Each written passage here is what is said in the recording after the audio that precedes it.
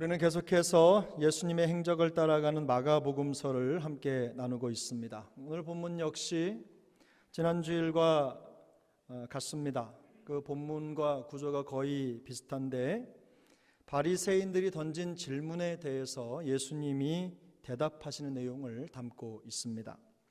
예수님은 가시는 곳마다 기존 사회를 지배하고 있던 전통과 관습에 배치되는 말과 행동을 하셔서 크고 작은 논쟁과 충돌의 원인이 되셨습니다. 지난주에는 금식에 대한 논쟁을 다뤘었고 오늘 본문은 안식일에 대한 논쟁을 다루고 있습니다. 그렇다면 왜 예수님은 이런 논쟁을 만들고 계신 것일까? 가시는 곳마다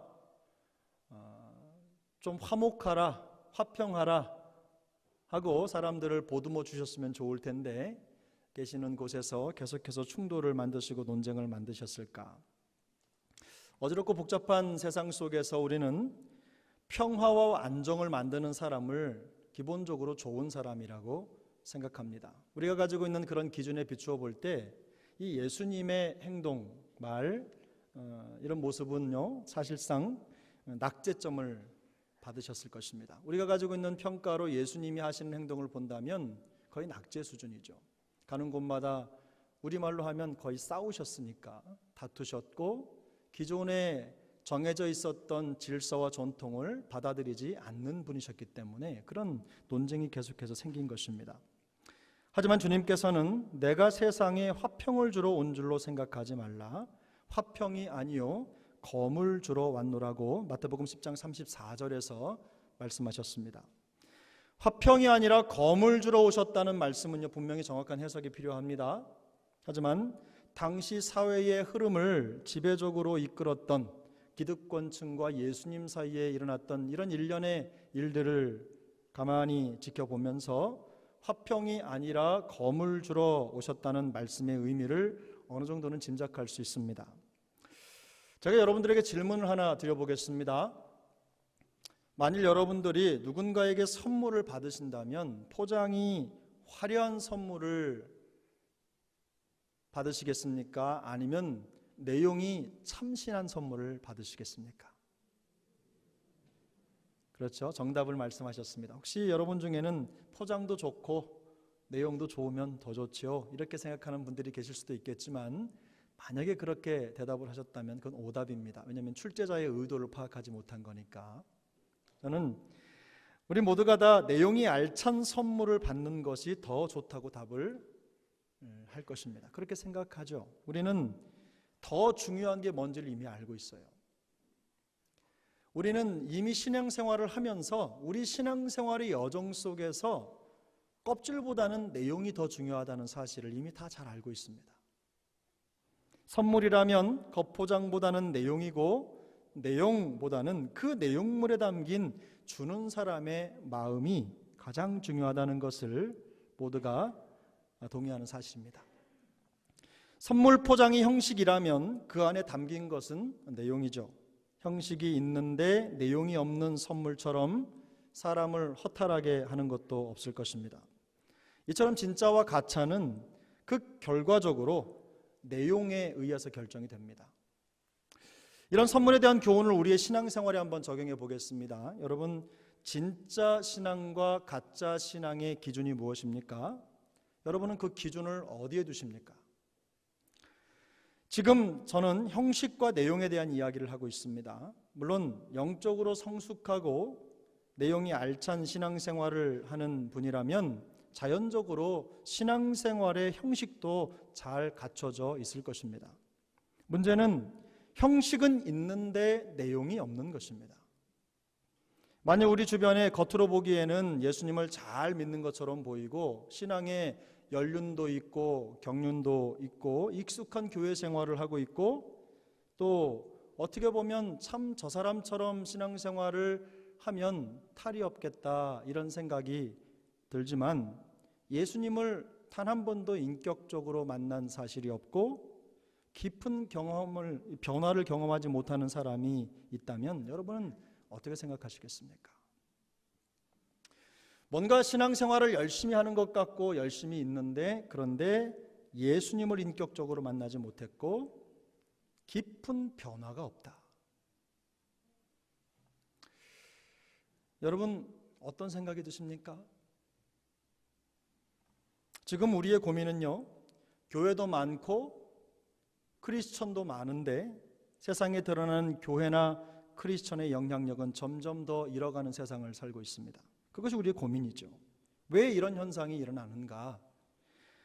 신앙의 형식은 있을 뿐 신앙의 내용이 빈약한 데서 오는 당연한 귀결이라는 것밖에는 달리 설명할 방법이 없습니다. 예수님은 바로 이런 문제 때문에 기존의 사회를 지배하고 있던 문화와 충돌하고 계신 것입니다. 예수님과 바리새인들의 충돌은요, 바로 이런 문제에서 시작을 하고 있어요. 예수님은 이 바리새인들의 형식적인 종교 생활을 지적하고 도전하고 계신 것입니다. 오늘 본문을 보면 바리새인들은 빌밭 사이로 지나는 제자들을 관찰합니다. 그 밀밭 사이를 지나면서 밀 이삭을 꺾어서 훑어가지고 입으로 넣는 제자들을 보았어요. 그리고는 그들을 향해서 이런 질문을 던집니다. 어찌하여 안식일에 하지 못할 일을 하나이까? 예수님에게 한 말입니다. 질문처럼 들리지만 이 질문은 거의 힐난과 비판에 가깝습니다. 예수님의 제자들이 법을 어겼다는 것입니다. 예전에는 안식일을 어기면 죽였습니다. 그럴 정도로 심각한 범죄 현상이 지금 예수님의 공동체 안에 일어난 것입니다. 어떻게 바리새인들이 밀 이삭을 잘라 먹는 제자들을 발견했는지는 전 잘 모르겠지만, 정확하게 본문이 보여주지 않지만 이들은 예수님과 제자들의 일거수일투족을 매의 눈으로 감시하고 있었음을 알 수가 있습니다. 찾으려고 하니까 찾아진 겁니다. 언뜻 보기에 밀밭 사이를 지나가다가 이삭 몇 개를 잘라서 손으로 넣은 것이 무슨 그리 죄가 되겠습니까? 이들의 태도 속에는요, 일부러 규정을 어기려거나 혹은 특별한 어떤 다른 의도가 보이지 않습니다. 그런데 바리새인들은 제자들을 고발합니다. 현미경 같은 눈으로 다른 사람의 죄나 실수를 찾아서 트집을 잡으려고 하는 이 불순한 동기를 가지고 있는 사람들에게는요, 이런 것들도 이야기거리가 되고 정죄의 이유가 되는 것입니다. 그런데 밀 이삭을 잘라 먹는 것은 구약의 율법에서도 인정하는 겁니다. 여러분, 신명기 23장 25절인데요. 같이 찾아서 읽겠습니다. 내 이웃의 곡식밭에 들어갈 때에는 내가 손으로 그 이삭을 따도 되느니라. 그러나 내 이웃의 곡식밭에 낯을 대지는 말지니라.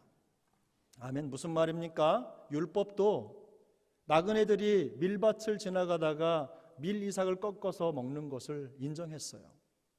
그런데 문제는 이 일이 안식일에 일어났다는 거죠. 물론 이 바리새인들은 제자들이 밀 이삭을 잘라 먹은 것에 대해서 말하는 것이 아니라 그들이 안식일을 범했다고 얘기를 하고 있는 것입니다. 안식일을 엄격하게 지키는 것으로 신앙의 근간을 삼는 바리새인들에게는요, 이 빈틈이 보인 겁니다. 그들은 이 빈틈을 놓치지 않습니다. 그리고는 바로 예수님과 제자들을 향한 공격 포인트로 삼는 것입니다. 고사성어 중에 관인엄기라는 말이 있습니다. 남에게는 관대하고 자기 자신에게 엄격하라라는 말입니다. 과거 옛 어르신들은요, 이런 대인배와 소인배를 구분할 때 이 말을 기준으로 삼기도 했어요. 다른 사람에게 대해서는 인품 넓고 그리고 푸근하고 관대하게 대하고 자기 자신에 대해서는 엄격한 삶을 살아가는 것이 대인들의 미덕이었다는 것이죠. 근데 하지만 이런 기준이 반대로 적용되는 경우가 너무나 많다는 것이 문제입니다. 자기의 잘못은 태평양처럼 너그럽게 보고 다른 사람의 실수에 대해서는 지나치게 엄격한 잣대와 기준을 들이대는 것은 분명히 대인배의 모습은 아닐 것입니다. 눈을 감아야 사랑이 보인다는 말이 있습니다. 예수님은 우리를 사랑하시려고 눈을 감으셨습니다. 예수님은 우리를 사랑하시려고 귀를 막으셨어요. 그렇게 하지 않고는 허물 많은 우리를 사랑하실 수가 없었습니다. 우리 세종안교회는 다른 사람의 실수와 부족함을 은혜로 덮어주고 눈 감아주는 그런 사랑의 공동체가 될 수 있기를 예수님의 이름으로 축복합니다. 우리가 알고 있는 대로 안식일을 기억하여 거룩히 지키라라는 것은 십계명의 제4계명입니다. 제가 우리 교회 처음 왔을 때 아주 이색적인 모습이었는데 주일 찬양 예배를 드리기 전에 온 성도가 십계명을 함께 읽는 것을 보았습니다. 참 저에게도 도전이었습니다. 이색적인 광경이었어요. 그만큼 이 안식일을 지키는 것은 중요하죠. 십계명에도 있으니까요. 하지만 성경이 말씀하는 안식일 규례는 당시 예수님 당시에 이 바리새인들이 지키고 따랐던 안식일 규례와는 다릅니다. 성경이 말씀하는 안식일 제정의 원리가 있습니다. 두 가지인데요. 크게로 첫 번째는 하나님의 창조 사역의 안식일 제정의 기초가 있어요. 하나님은 세상이 창조된 것을 기념하시고 그분의 돌보심을 기리기 위해서 안식일을 제정하시고 일곱째 날에 쉬셨습니다. 창세기 2장 3절은 말씀합니다. 하나님이 그 일곱째 날을 복되게 하사 거룩하게 하셨으니 이는 하나님이 그 창조하시며 만드시던 모든 일을 마치시고 그날에 안식하셨음이니라. 일곱째 날에 쉬신 겁니다. 여기서 이 안식하다라는 말은요, 히브리 동사 그치다라는 말에서 파생된 말입니다. 하나님은 창조 사역을 멈추셨습니다. 그러나 하나님이 창조하시느라고 피곤하셔서 휴식이 필요해서 안식을 하신 것이 아닙니다. 안식일은 하나님의 창조가 완성되었음을 보여주는 선언적인 날이 된 것입니다. 하나님의 선포인 거죠. 두 번째 안식일의 기초가 있습니다. 그것은 이스라엘의 출애굽 사건과 연결이 되어 있습니다. 신명기 5장 15절인데요. 신명기 5장 15절을 같이 읽겠습니다. 너는 기억하라. 내가 애굽 땅에서 종이 되었더니 내 하나님 여호와가 강한 손과 편팔로 거기서 너를 인도하여 내었다니 그러므로 내 하나님 여호와가 내게 명령하여 안식일을 지키라 하느니라. 아멘. 하나님은 출애굽한 이스라엘 백성들에게 안식일을 기억하여 거룩하게 지키라고 말씀하셨습니다. 지난 6일간의 노동과 노역의 시간들이 애굽에서의 압제와 고통의 시간을 상징한다면 하나님께서 그 백성들의 압제와 고통에서 건져내신 것을 기억하는 날이 바로 안식일이라는 것입니다. 이스라엘의 구원의 날, 그 날을 상징하는 것이 바로 안식일입니다. 그러므로 안식일은 단순히 노동을 멈추고 쉬는 날이 아닙니다. 구원의 하나님을 기억하고 그 구원을 기뻐하는 축제의 날인 것입니다. 우리가 주일에 드리는 예배가 슬픔과 고통의 예배가 아니라 기쁨과 감사가 넘치는 축제 예배가 되어야 되는 이유가 바로 여기에 있어요. 사랑하는 여러분, 주님이 우리를 구원하셨습니다. 주님이 우리의 생명이 되셨습니다. 우리의 새 생명을 주셨습니다. 그 사실을 찬양하는 거예요. 그런데 슬플 수가 있겠습니까? 다윗은 옷이 벗겨주는 줄도 모르고 하나님을 찬양했어요. 모든 악기를 동원해서 하나님 앞에 찬양과 영광을 올려드렸어요. 여러분, 우리도 주일 예배가 축제 예배가 될 수 있기를 바랍니다. 하나님의 구원을 경험한 모든 백성은 하나님의 보살핌과 보호를 기뻐하면서 하던 일을 멈추고 기쁨과 감사의 축제 예배를 하나님께 올려드리는 그 날이 바로 안식일이라는 것입니다.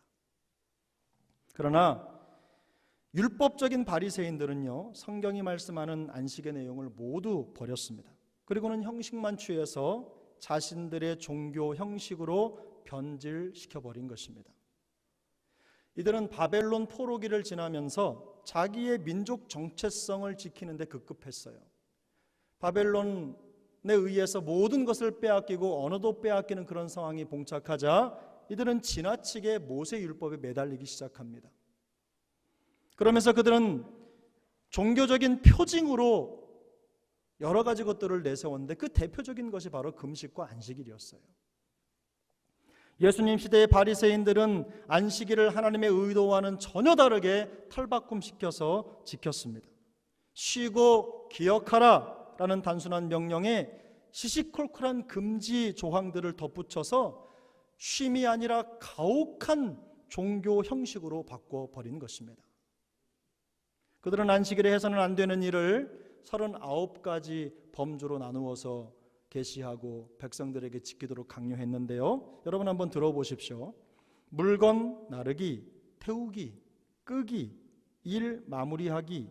일을 하다가도 안식일이 되면 멈춰야 했습니다. 글도 쓰면 안 됐습니다. 글쓰기, 글 쓴 걸 지워서도 안 됐습니다. 지우기, 요리하기, 안식일에 준비해놓은 음식이 없으면 굶어야 했습니다. 씻기, 안식일에는 이들은 씻지도 않았습니다. 바느질하기, 찢기, 매듭 찢기, 풀기, 만들기, 땅 갈기, 심기, 거두기, 수확하기, 타작, 탈곡, 선별하기, 채치기, 갈기, 반죽하기, 빗질, 이 빗질도 안 됐어요. 길쌈, 염색, 사슬뜨기, 사슬뜨기가 뭐죠? 여러분 뜨개질입니다. 뜨개질도 안 됩니다. 밧줄로 끌기, 배짜기, 풀기, 쌓기, 헐기, 덧놓기, 양털 깎기, 도살, 가죽 벗기기, 무두질, 무두질이 뭐냐면 가죽을 가공하는 일입니다. 인두질, 표시하기. 여러분, 이런 것들을 지켜야 하는 백성들의 입장에서는요, 안식일이 쉼이 아니라 가혹한 형벌과도 같았습니다. 만약에 지금 이것을 우리에게 해놓고 그걸 지키라고 한다면 여러분, 누가 여기에서 안식을 찾겠습니까? 이것은 살아있지 말고 죽으라는 말입니다. 아무것도 하지 말라는 말입니다. 그냥 반듯하게 누워서 숨만 쉬라는 말입니다. 이들의 기준에서 볼 때 밀밭 사이를 지나면서 이삭을 잘라먹는 이 제자들은 당연히 안식일 율법을 범한 죄인으로 보일 수밖에 없었던 것입니다. 그들의 관습에 의하면요, 줄기에서 밀을 뜯어가지고 그 알갱이를 두 손바닥으로 문질러가지고 입으로 집어넣는 일은 뭡니까? 키질에 해당이 됐어요. 그러니까 정확하게 안식일을 어긴 것이 되는 것입니다. 이런 바리새인들의 혼란 섞인 질문에 대해서 예수님은 매우 도전적으로 이 안식일에 대한 해석을 담은 대답을 하십니다. 우리는 예수님의 이 안식일에 대한 대답을 통해서요, 이 바리새인들이 저지르는 오류를 지적하고 또 우리에게 신앙의 중요한 세 가지 원리를 가르쳐주고 계십니다. 예수님의 말씀을 통해서 우리가 배울 수 있는 세 가지 중요한 원리가 있는데, 첫 번째는 율법의 형식보다 하나님의 마음을 이해하는 것이 더 중요하다는 것입니다. 여러분, 뭐라고요? 율법의 형식보다 중요한 것이 하나님의 마음입니다. 율법은 형식이기 이전에 하나님의 마음입니다. 여러분, 본문 25절 26절을 함께 읽겠습니다. 25절 26절입니다. 시작. 예수께서 이르시되 다윗이 자기와 및 함께한 자들이 먹을 것이 없어 시장할 때에 한 일을 읽지 못하였느냐? 그가 아비아달 대제사장 때에 하나님의 전에 들어가서 제사장 외에는 먹어서는 안 되는 진설병을 먹고 함께한 자들에게도 주지 아니하였느냐? 아멘. 예수님은 질문하는 바리새인들에게 사무엘상 21장에 있는 이 다윗의 일화를 소개하십니다. 다윗은 사울에게 쫓겨서 도망할 때에 성소로 피해서 들어갔습니다. 그곳에 책임자로 있었던 아히멜렉이라고 한 제사장이 급히 달려온 아무것도 먹지 못했던 다윗에게 진설병을 주었습니다. 진설병을 주고 먹게 한 뿐만 아니라 다윗은 이 진설병을 자기와 함께했던 부하들에게도 나누어 주었어요. 율법은 진설병을 제사장들만 먹을 수 있도록 규정하고 있지만 다윗과 그 부하들이 함께 나눠 먹은 것입니다. 법으로 따지자면 죽어 마땅한 거죠. 그런데 다윗은 죽지 않았어요. 하나님도 그것을 더 이상 거론하지 않습니다. 이 일화를 통해서 전달하려고 하는 메시지는 분명합니다. 진설병에 대한 종교적인 형식보다 더 중요한 것은 사람의 생명이라는 거죠. 우리가 가지고 있는 어떤 종교의 형식도 생명보다 중요하지 않습니다. 우리가 가지고 있는 종교적인 형식을 지키느라고 한 영혼에게 상처를 주고 아픔을 줬다면 그것은 잘못된 것입니다. 생명이 중요합니다. 아무리 중요한 전통과 관습이라고 하더라도 생명보다 더 중요하진 않아요. 그것이 하나님의 마음입니다.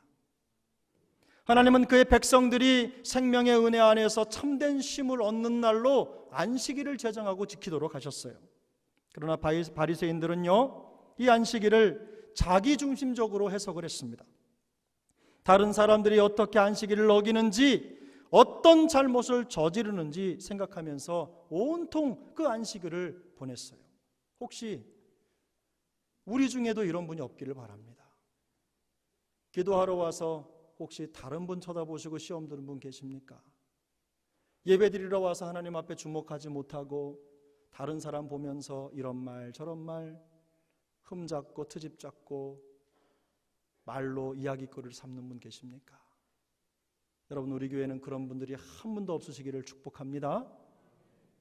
겉으로는 철저하게 안식일을 지키는 것처럼 보였지만 그 내용은 성경과 하나님의 마음과는 완전히 다른 종교 형식뿐이었다는 것을 주님이 지적하고 있는 것입니다. 여러분 보세요. 이게 그냥 일어난 것이 아닙니다. 본문 25절에 보면 예수님은 다윗이 시장할 때의 한 일을 읽어보지 못했느냐라고 반문을 하세요. 읽어보지 못했느냐라고 반문을 하세요. 여러분, 이 읽어보지 못하였느냐라는 질문은요, 매우 의미심장한 표현입니다. 예수님의 말씀을 듣는 사람들이 적어도 글을 읽을 줄 아는 사람들이었다는 것이고, 그리고 구약 성경을 읽을 수 있는 사람들이었다는 것을 의미합니다. 학자들에 의하면요, 당시 고대 사회에는 글을 마음대로 쓰고 읽을 수 있는 사람이 국민의 1에서 2%밖에 되지 않았다고 합니다.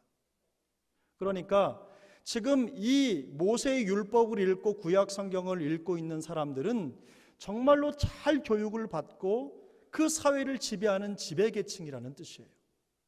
이들은 더군다나 히브리어로 기록된 이 성경을 딸딸딸 외우고 받아 적고 쓰는 그런 사람들이었다는 거지요. 바로 바리새인들입니다. 성경을 전문적으로 연구하고 항상 필사하며 그 내용을 깊이 있게 들여다볼 수 있는 기회가 얼마든지 있던 사람들에게 주님은 지금 질문을 하신 거예요. 핵심은 이들은 글을 읽을 수 있는 특권을 가지고 하나님의 말씀을 직접 읽고 연구하고 있었음에도 불구하고 율법을 주신 하나님의 마음이 무엇인지를 전혀 깨닫지 못했다는 것입니다. 이런 불행한 일이 우리에게는 일어나지 않기를 바랍니다. 우리는 말씀의 홍수 속에서 살고 있어요. 마음 먹으면 언제든 성경을 펼쳐 읽을 수 있고 말씀을 들을 수 있습니다. 여러분, 이 성경책이요, 이 가죽으로 덮인 성경책인데요, 이거 뭐 돈 3, 4만 원 주면 사지 않습니까? 그런데 이 말씀이 3만 원짜리 가치를 가진 말씀입니까? 우리에게 보물 아닙니까? 3만 원, 4만 원이지만 우리의 일생에 담겨있는 보물 아닙니까? 하나님의 마음이 담겨있는 보물 아닙니까? 그런데 이 보물 같은 성경책을 그저 덮어놓고 들고만 다닙니까? 그렇지 않죠. 가죽으로 덮인 성경, 이 귀한 성경을 들고만 다니는 것보다 더 중요한 것은 이 성경을 관통해 흐르는 주님의 심정을 깨닫는 것인 줄로 믿습니다. 덮어둔 성경을 통해서는 아무런 역사가 나타나지 않아요. 그 성경을 펼쳐 읽고 그 속에 기록된 하나님의 말씀을 우리의 심령에 담고 그것이 우리의 삶이 되게 할 때 우리는 변화되고 새 사람이 되는 줄로 믿습니다. 우리가 성경을 읽고 말씀을 들을 때 성경 속에 흐르는 주님의 심정이 우리 안에 깨닫게 되는 은혜를 주시기를 바랍니다. 여러분, 두 번째는 율법은 짐이 아니라 하나님의 선물입니다. 우리 본문 27절을 함께 읽겠습니다. 본문 27절입니다. 또 이르시되 안식일이 사람을 위하여 있는 것이요 사람이 안식일을 위하여 있는 것이 아니니. 평범한 한 문장 같지만 이것은 거의 혁명에 가까운 해석입니다. 그동안 유대인들은 안식일을 중심으로 해서 그들의 신앙의 정체성을 규정했습니다. 안식일을 지키는 것이 신앙이었고 그것을 어기면 신앙이 없는 자로 간주를 한 것입니다. 그런데 예수님은 이들이 정해놓은 안식일 규례를 완전히 뒤집어 엎은 것입니다. 안식일을 위해서 사람이 있는 것이 아니라 사람을 위해서 안식일이 있다고 말하는 거예요. 유대인들이 정해놓은 안식일 규례는 백성들의 삶을 옥죄는 짐이었지만, 그리고 자유가 아니라 압제였지만, 안식일은 사람을 위해서 있는 것이다. 무슨 말입니까? 이 예수님의 해석은 안식일을 제정하신 하나님의 본래 의도는 생명과 자유라고 말씀하고 계신 겁니다. 예수님은 지금은 안식일 규례를 파괴하고 있는 것이 아닙니다. 그 안식일 규례가 아무런 의미 없는 것이라고 말씀하는 것도 아니에요. 안식일의 참된 목적, 사람을 불편하게 하는 것이 아니라 진정한 자유를 주시는 것이고, 무너진 삶을 다시 일으켜 세우는 회복의 역사가 충만히 나타나는 그 날이 바로 안식일이라는 것을 말씀하고 있는 것입니다.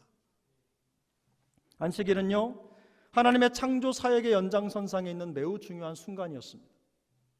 뿐만 아닙니다. 압제로부터 구원받은 백성들이 하나님의 구원의 기쁨과 감격을 고백하는 선물 같은, 그 백성들에게는 두 번 다시 없을 그런 선물 같은 아주 귀중한 날이었어요. 그런 역사를 기념하는 날이라고 지금 말씀하고 있는 것입니다. 사랑하는 여러분, 혹시라도 주일날 교회 오시면서 그냥 큰 짐만 지고 교회 오셔서 더 큰 짐을 지고 가시는 분 계십니까? 우리 주님께서 은혜 주시기를 바랍니다. 여러분, 주일을 지키는 것은 여러분에게 짐이 아닙니다. 여러분에게 참된 생명을 주시기 위해서 하나님이 예비해 두신 선물입니다. 하늘의 은혜와 자유와 기쁨을 만끽하도록 세상의 질고와 아픔을 모두 잊어버리고 하나님의 평강과 창조의 역사와 구원의 감격과 기쁨으로 충만한 삶으로 다시 일어나라고 우리에게 허락하신 선물의 날인 줄로 믿습니다. 그런 은혜를 매 주일마다 경험하는 우리 모두가 될 수 있었으면 좋겠습니다. 세 번째는 어떤 종교 형식도 하나님보다 크지 않습니다. 여러분, 뭐라고요? 어떤 종교 형식도 하나님보다 크지 않습니다. 마가복음 22장 28절 같이 읽습니다. 마지막 절입니다. 이러므로 인자는 안식일에도 주인이니라. 아멘. 이 주인이라는 말은요, 그것의 소유자라는 뜻이죠. 안식일을 가장 잘 아는 사람은 그것을 만드신 하나님이십니다. 출애굽기 20장 11절은 이렇게 말씀하는데요. 여호와가 안식일을 복되게 하여 그날을 거룩하게 하였느니라. 안식일을 정하시고 그날을 복되게 하신 분이 누구십니까? 여호와 하나님이십니다. 안식일은 여호와 하나님의 것이라는 뜻입니다. 오늘 본문의 인자는 안식일에도 주인이니라 라는 이 간단한 진술 속에는 안식일의 주인은 바로 예수님이시라는 것, 그리고 안식일은 인간이 규제할 수 있는 것이 아니라는 것 뿐만 아니라 안식일은 하나님의 사랑하시는 백성들이 살아계신 하나님을 드러내기 위해서 백성들에게 주신 하나님의 선물이라는 명확한 명제가 담겨져 있는 것입니다. 그리고 안식일은요, 우리에게 있어서는 참 축복된 날입니다. 그런데 이런 안식일을, 이 진정한 의미를 바리새인들은 왜곡했어요. 왜곡하고 변질시켜서 그들의 잘못된 종교의 틀로 만들어버렸어요. 예수님은 지금 이 답변을 통해서 이런 종교적인 오만을 가지고 있는 바리새인들에게 일침을 가하시는 것입니다. 사랑하는 여러분, 우리가 바리새인들과 예수님 사이에서 일어난 이 안식일에 대한 논쟁이 오늘날 우리에게 어떤 의미가 있다고 생각하십니까? 우리가 안식일을 생각할 때 가장 먼저 머릿속에 떠오르는 날이 언제입니까? 여러분, 안식일을 생각하면 가장 먼저 어떤 날이 떠오르세요? 주일 아닙니까? 우리가 일상을 멈추고 하나님을 예배하는 주일일 것입니다. 물론 신학적으로 안식일과 주일을 이렇게 연결해서 그 연결점을 찾기는 쉽지가 않습니다. 하지만 그럼에도 불구하고 우리가 일주일의 하루를 구별해서 하나님을 예배하는 이 주일은 분명하게 우리 모두에게 영적으로 쉼과 안식이 있는 날이라는 것을 부인할 수 없을 것입니다. 그러면 우리가 어떻게 하면 이 안식을 얻는 참된 안식이 있는 주일을 지킬 것이냐? 우리가 어떻게 하면 참된 안식이 있는 주일을 지키고 주일 잘 지킨다는 칭찬을 받을 수 있을까? 첫 번째, 예수 그리스도와의 관계 회복을 위해서 모든 것을 집중하는 주일이 되도록 해야 됩니다. 여러분 뭐라고요? 예수 그리스도와의 관계 회복에 모든 것을 집중하는 날이 되어야 되는 거예요. 단순히 주일을 지키는 것만으로는 충분하지 않습니다. 또한 안식일은 단순히 노동을 쉬는 것이 아닙니다. 예수 그리스도가 우리의 생명이시라는 것을 깨닫고 그분과의 관계 회복에 온 마음을 쏟을 때 우리의 영혼이 참된 쉼을 얻게 되는 것입니다.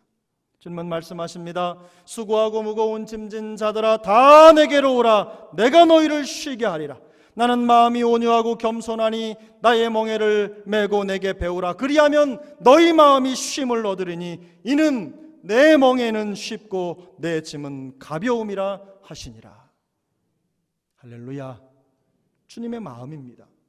이런 주님의 마음을 배우고 이 주님의 마음에 집중할 때 우리의 영혼이 진정한 쉼을 얻게 될 줄로 믿습니다. 이런 주님의 은혜, 예수 그리스도의 관계를 회복하는 우리 모두가 될 수 있기를 바랍니다. 두 번째는 하나님의 형상을 위한 삶의 마디가 되어야 된다는 것입니다. 하나님의 형상 회복을 위한 삶의 마디가 되도록 주일을 보내야 된다는 거예요. 조금 어렵죠? 이 삶의 마디를 어떻게 생각했냐면요, 여러분 대나무 있죠? 대나무는 마디가 있잖아요. 근데 이 마디 사이의 길이가 대나무의 키입니다. 그렇죠? 그러니까 우리는 한 달이면 4번이나 5번의 성장마디를 갖는 것이고 1년이면 52번 이상의 성장마디를 갖는 것입니다. 그 주일 한 번을 어떻게 보내느냐에 따라서 일주일의 과정이 결정이 되는 거예요. 우리의 주일과 주일 사이는요, 우리의 성장과 성숙의 흔적이 자리 잡게 될 것입니다. 그렇기 때문에 주일은 하나님과 더 깊은 관계를 맺는 데 방해가 되는 모든 것들을 꺾어버리고 잠시 미뤄두고 주님에게만 집중하는 시간이 되어야 되는 것입니다.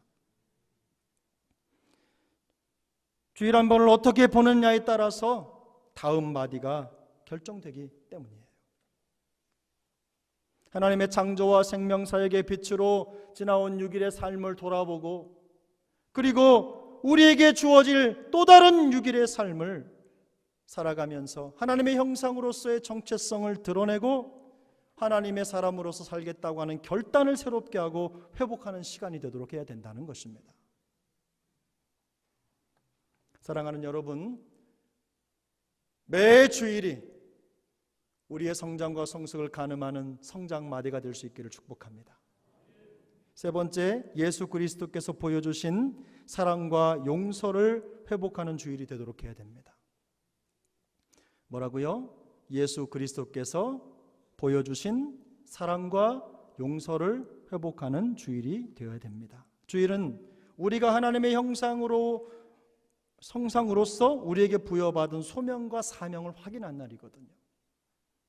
이 땅의 모든 그리스도인들은 예수 그리스도의 형상을 본받도록 부르심을 받은 사람들입니다. 그런 사명자들이에요. 우리의 사명이 무엇입니까? 우리의 사명은 하나님의 계명을 따르는 것입니다. 하나님의 계명에 순종하는 것이 우리의 첫째된 사명인 줄로 믿습니다. 그러면 그 사명의 내용은 무엇입니까? 그 계명은 무엇입니까? 마음을 다하고 뜻을 다하여 주 너의 하나님을 사랑하고 내 이웃을 내 몸과 같이 사랑하라 하셨으니 이것이 첫째 되고 가장 큰 계명이라고 성경은 말씀하고 있어요. 그러면 우리는 어떻게 예수님을 닮아갑니까? 하나님의 이 계명을 따라갈 때 예수님을 닮아가는 것입니다. 우리의 삶 속에서 예수님의 형상을 이루는 길이 무엇인지를 더 깊이 묵상하고 하나님의 말씀을 마음속에 새기고 믿음의 결단을 새롭게 하는 것만큼 주일 성수에서 중요한 것이 또 뭐가 있겠습니까? 사랑하는 여러분, 주일은 하나님의 형상으로서의 우리의 정체성을 다시 회복하는 날입니다. 예배를 통해서 하나님과의 관계를 통해서 뿐만 아니라 그리스도 예수의 말씀과 그의 사명을 다시 한번 우리의 마음속에 채우면서 예수님 닮아가는 우리의 삶의 여정이 계속 될 수 있기를 축복합니다. 마지막으로 우리에게 주어진 매일의 삶이 주일이 되도록 해야 됩니다. 우리가 원하는 진정한 안식은요, 우리가 매일의 삶에서 예수님을 본받을 때 이루어지는 것들이에요. 우리 빌립보서 4장 9절을 찾아 읽겠습니다. 빌립보서 4장 9절입니다. 빌립보서 4장 9절.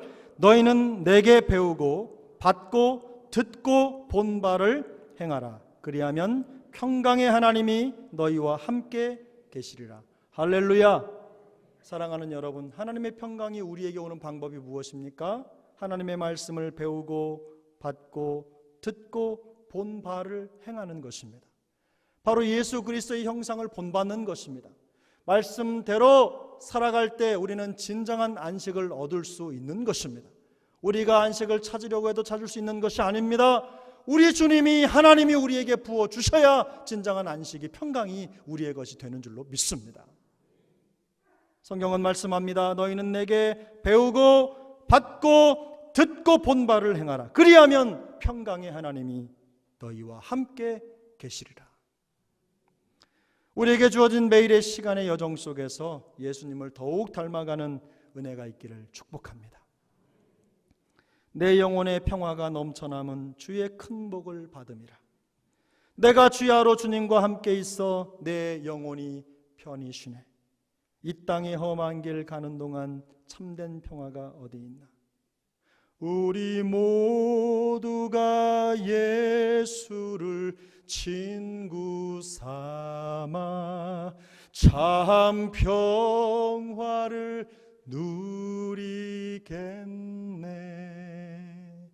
사랑하는 여러분, 이 찬송가 가사처럼 모든 상황 속에서 하나님의 평강과 참된 안식을 풍성하게 누리는 우리 세종원 영가족 모두가 되시기를 예수님의 이름으로 축복합니다. 우리 자리에서 일어나시겠습니다.